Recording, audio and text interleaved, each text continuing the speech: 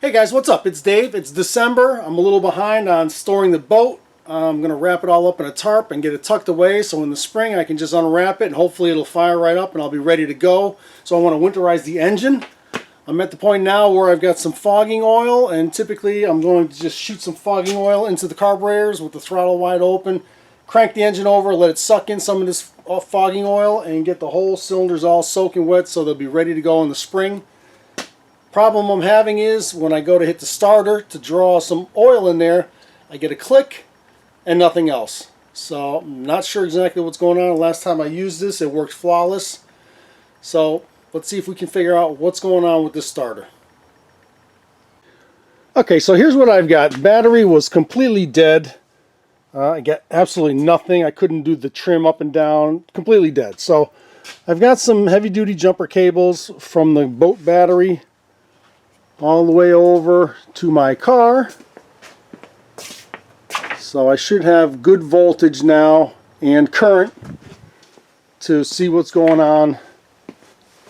And this is what I did while I was still just getting, listen, just getting a click, but no starter.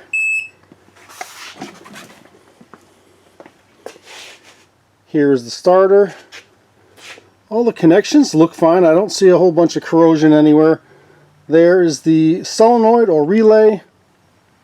This thing is clicking, but just because it's clicking doesn't mean it's making good contact. So first thing I want to check real quick is just make sure this solenoid is in good working order. So let's start there.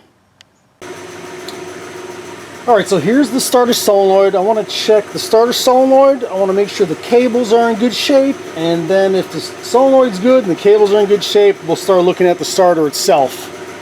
But the first thing, and this is easy to get to, I'm just going to check and make sure that this solenoid, although it's clicking, I want to make sure the actual contacts inside of it are working properly. And so here's how I'm going to do that. Now I've got my car started, so I've got good voltage, and so I'm just going to put my meter across the top and bottom of this. So right now the switch inside here is open, so I've got the battery voltage. This here is the battery cable, comes right from the battery, so the battery to here, which should be 13 volts because the car is running. And then the other side of this switch goes from this cable to the starter, and then the starter is grounded to the block. So the potential difference between these two contacts should be battery voltage.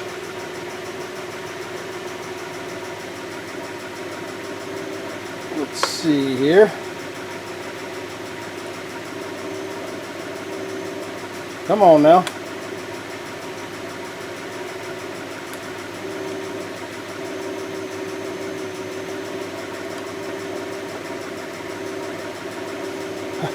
Okay, here we are. So I've got battery voltage on either end of this starter solenoid, and when I go to start it and this thing clicks, that voltage should drop down to almost nothing, because when it closes, then I should have battery voltage on this side. It'll go through the switch and I'll have battery voltage on the bottom as well. There'll be no potential difference between either end of this, and it should drop down to zero. And if this thing is not working, it'll click and I'll still read high voltage.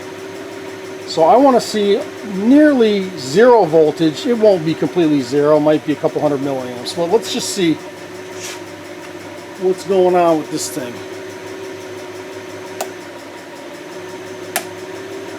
Alright, so it did drop down to zero, so I know the voltage coming in is going through the switch and coming out and heading to the battery. So the starter solenoid's good, so we don't have to look at that anymore.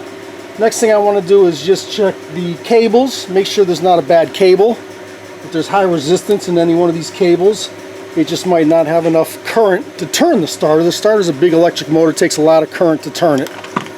So let's check all the cables in the system. And here's how I would do that. Alright, here's how I'm going to do a quick test just to make sure that all the cables and all the connections between the battery and the starter are in good shape and there's not a corroded connection anywhere. I've got my meter set up to, it's clipped onto the starter cable on the battery, on this end, not necessarily the battery, but the starter cable on the battery. I'm touching the lead too there. And then the other lead, I'm coming over here to the actual starter itself, and I'm clipping it onto the actual cable on this end. So we got this end of this cable. This is a short cable, it goes to the bottom of the solenoid. The top of the solenoid is the battery cable that goes to the battery. So we've got really two battery cables, one on each side of the solenoid. I've got a meter connected and it's reading 13 volts because this solenoid again is open. So I've got battery voltage here and nothing coming out the bottom, which is where I have this lead. And that's the potential difference. Now when I go to start it, I'm going to crank it and I should see the meter drop down to very low voltage, you know, less than a volt or so, if all of the cables and all of the connections are in good shape. Now if one of these cables had a bunch of torn strands, or if one of those connections were corroded and wasn't making a good connection, and let's say that corroded connection there consumed, you know, 6 volts to get through it, then when I go to start it, my meter would read, you know, about 7 volts, whatever's left. So battery voltage minus the 6 corroded volts to get through. So I'm not looking for, I don't want to see any kind of voltage here. 2, 3, 4, 5, 6, 7 volts is a big problem. If I've got less than a volt here, I should be in good shape. And I've got my engine on my car started, so I know I've got plenty of current. So here we go. I'm going to push the starter and let's look and see what this meter does. It should go down to below a volt or so. Alright, 1.5 volts. That leaves plenty of voltage. That leaves, it's at 13.3. That leaves a good 12 solid volts at the starter, and it's still not doing anything. So I know all my cables are good. I know the solenoid's good. I'm starting to suspect that the starter is, I don't know, maybe corroded. It won't spin, and it's just, you know, it's getting voltage. It just won't spin. So let's look closer at this starter. Okay, so I'm suspicious of the motor, and I'm also noticed now when this starter motor is heating up. It's warming up. Actually, there's a shot. The whole motor is warm. So it's getting current. It's trying to drive, but for whatever reason, it is not turning.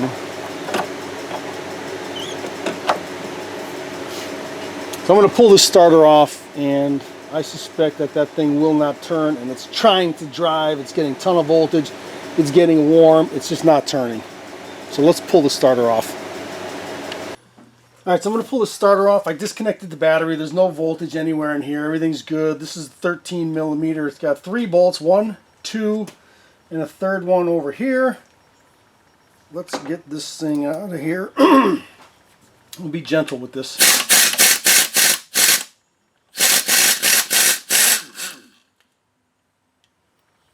One.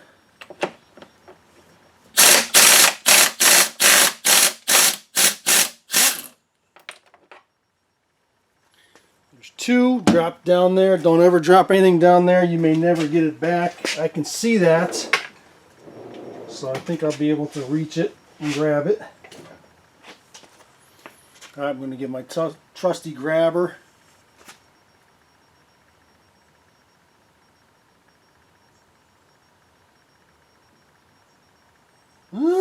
Alright, got that. Be careful. That's like, it's tough to get anything up once it drops in there. And then I have one more fastener right here.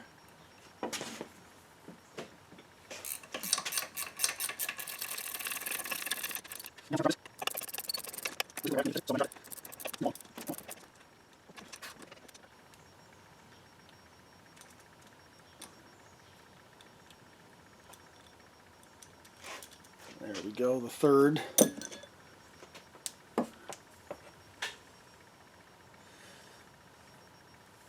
then we just gotta disconnect the battery cable end. What size is this? There we go.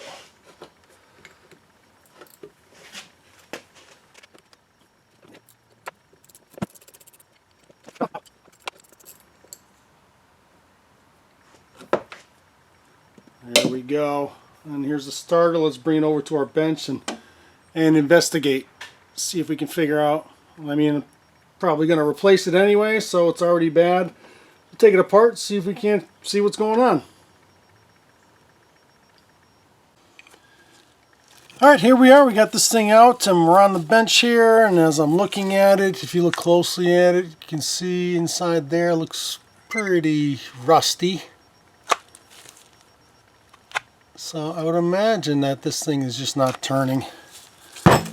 Probably going to end up just replacing this, but let's investigate. We never know. If we find something simple and we can fix it, I'll do that. But this is not a part you want to have fail when you're out on the water.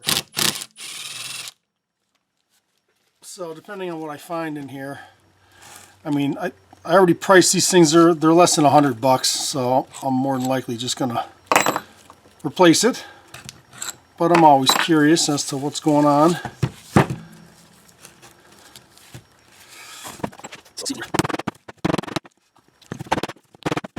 Oh. Alright, that end comes off pretty easy. And I can't turn that to save my life. Well, can't turn it with my fingers.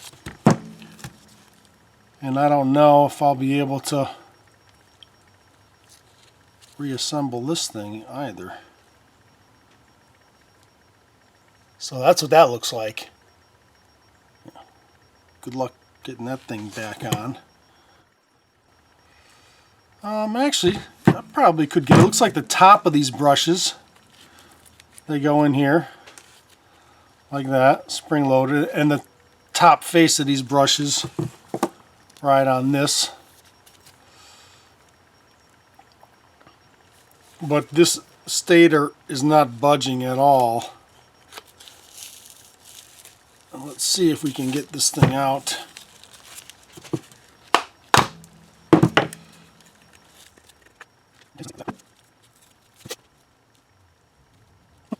Interesting.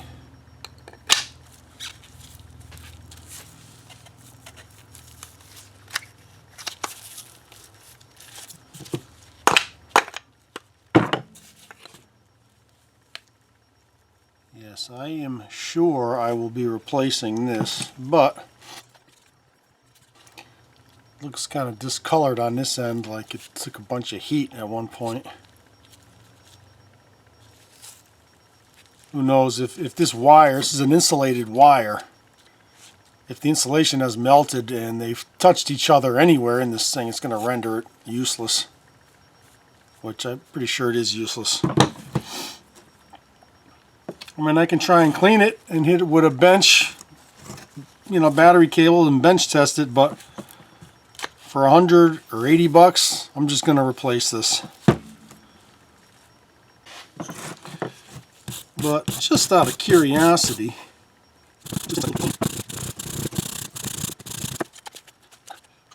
this is what's frozen. I believe that these two should turn independently of each other, and this is just frozen. So let me see if I can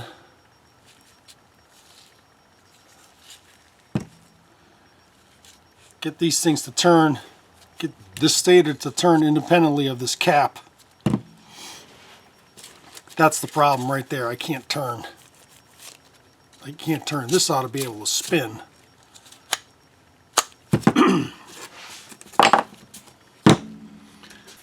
Let's give it a shot of some my favorite penetrant, rust penetrant from Mopar.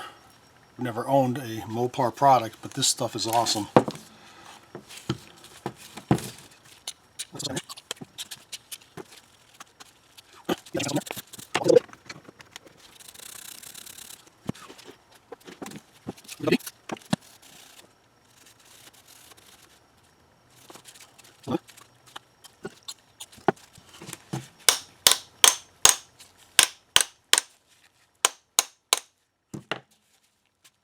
Oh.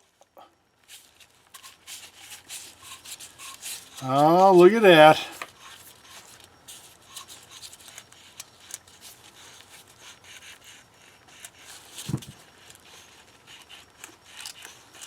Will you look at that.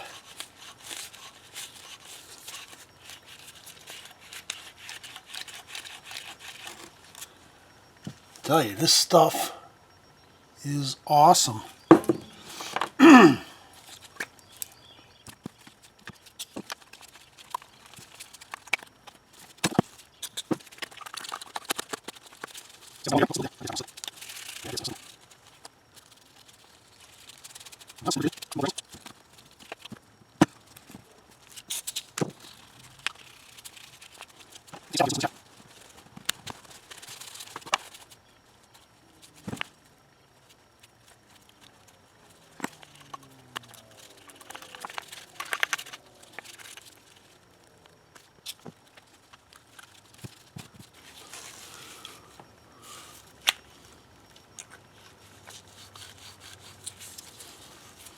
I think it's time to splash it with some brake clean.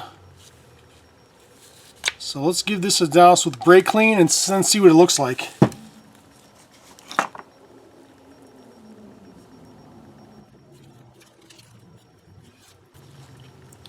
I'm just curious now. I'm certain I'm going to replace this, even if I could get it to work on the bench. I don't want to be out on the water and have this thing short out or something. But let's clean it up a little bit, put it together, and see if it'll actually crank. Alright, let's just give this a little clean up and see if these things even clean up at all. Give a little shout out to my buddy Chris for hooking me up with some brake clean.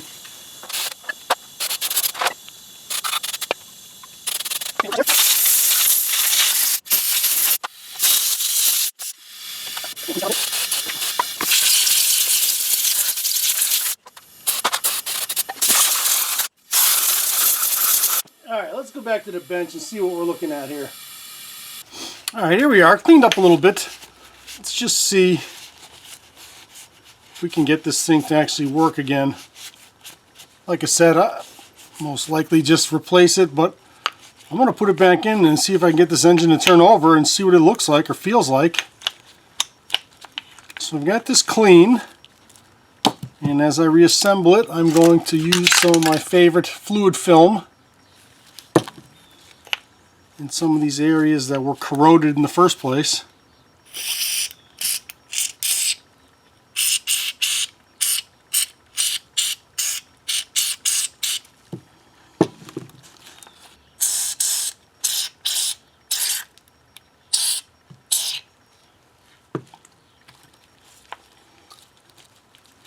Alright, I think I've worked that fluid film in as far as it's going to go.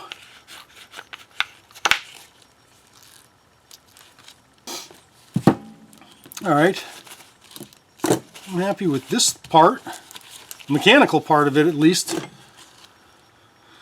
And now this thing went like this, goes in this way. Ah! Pinched my finger in there.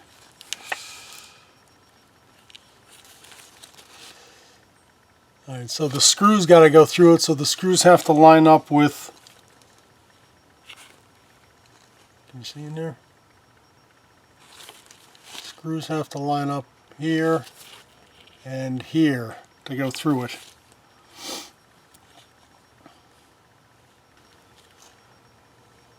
And that looks better. Again, you got the permanent magnets in here, and you've got a gap between two of them, and that's where the long screws are going to go through.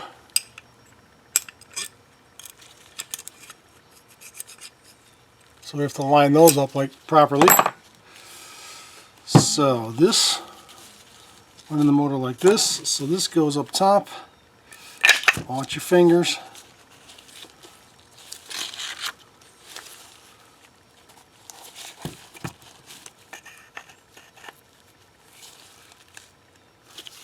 Okay, and then you can see the holes line up past the permanent magnets. Get this little tap into place. So there's that.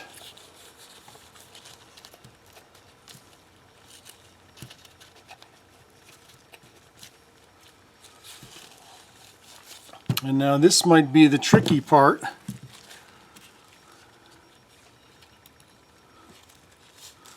I'm not exactly sure how I'm going to do this, if this is even possible. This might be the one point that's going to stop me from assembling this.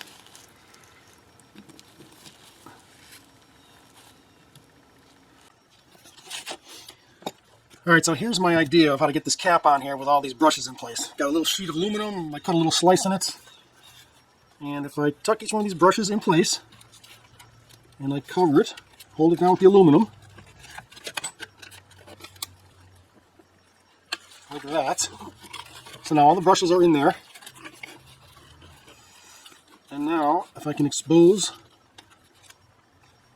that bearing, now I should be able to put the cap on and then slide the aluminum out. I'm just going to put some fluid film in there. So I think, here goes nothing. I think I can go like this.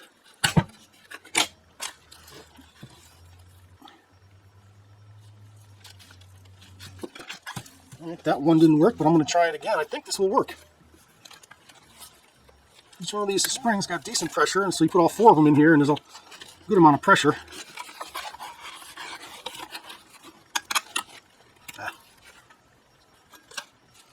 Let's try again here.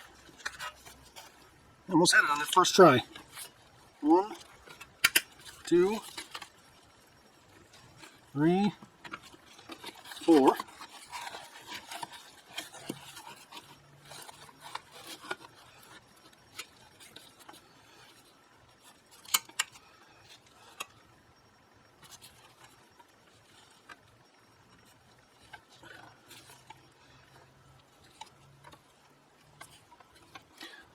Problem is, I got to get my fingers out of the way when I lower this thing on here.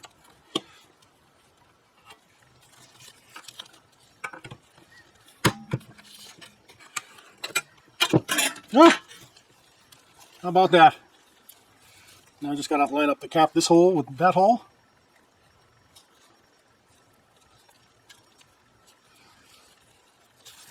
And I think they are, I think it's this and this that I have to line up. I have to line up this. Now there's pressure that wants to spring this cap off again. I got to be careful.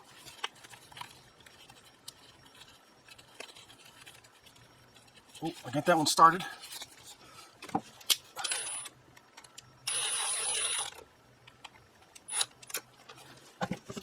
All right.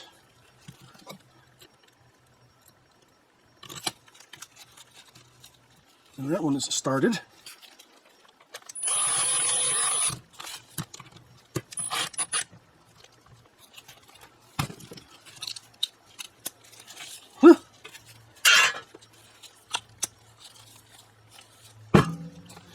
All right, let's tighten it down.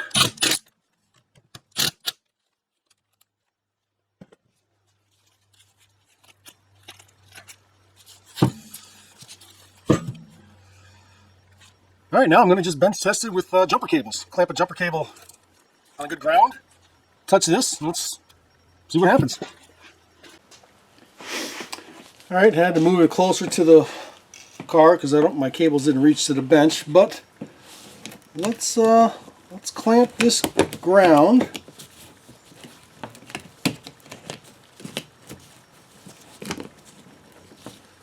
Get a good ground.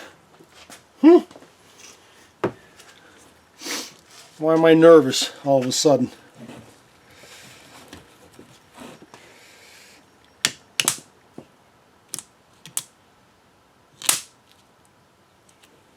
No, this thing is not doing much of anything.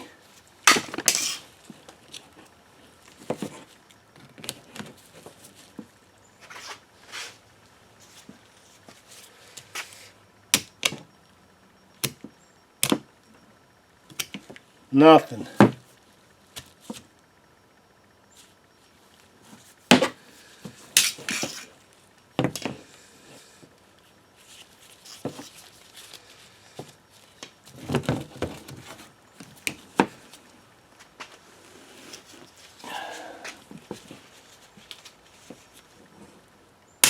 Whew. Nope, no good. No bueno.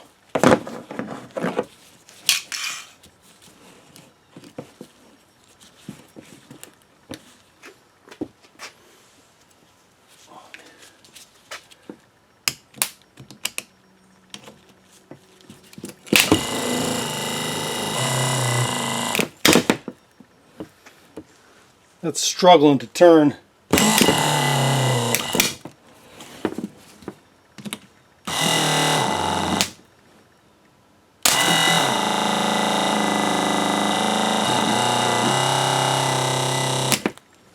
Woo!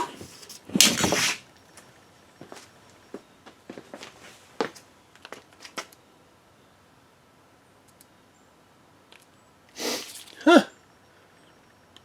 That bolt's 300 degrees. Alright, this thing is shot. Well, we did get it to work, but I think we figured out the problem. And that it needs a new starter. No big surprise, kind of knew that, but I wanted to investigate.